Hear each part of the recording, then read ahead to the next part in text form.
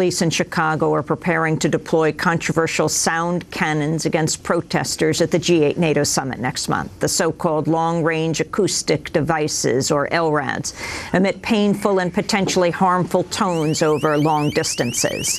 The device was created for military use, but it was deployed against protesters for the first time at the 2009 G20 Summit in Pittsburgh.